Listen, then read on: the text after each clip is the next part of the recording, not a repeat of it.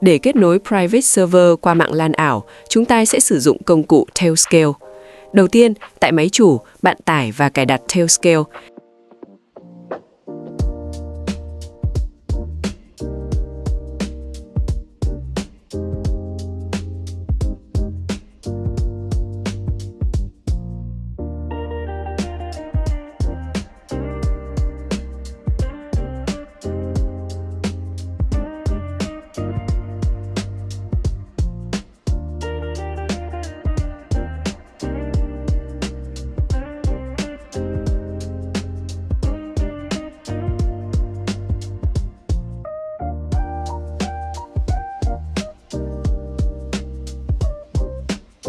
Sau đó chọn Login để tạo tài khoản bằng một email phụ.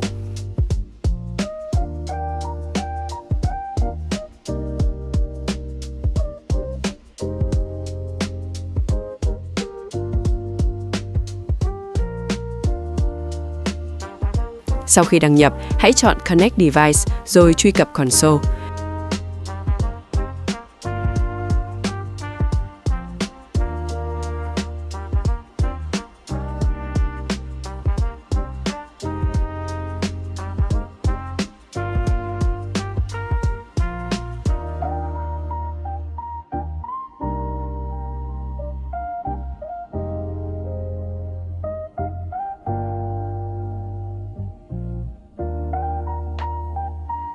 Bạn có thể bỏ qua phần khảo sát để vào thẳng giao diện quản lý chính.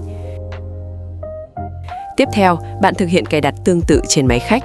Thực tế, bạn nên dùng chung một tài khoản cho cả hai máy để việc kết nối được tự động và tiện lợi hơn.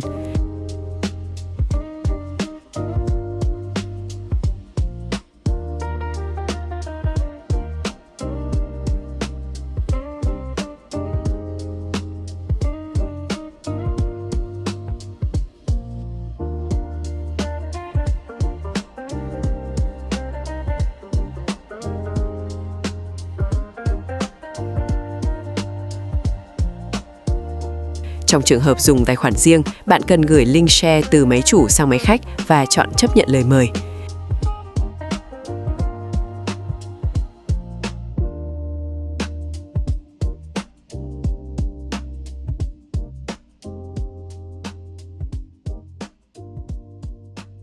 Khi trạng thái hiển thị Connected màu xanh, tức là hai máy đã thông nhau.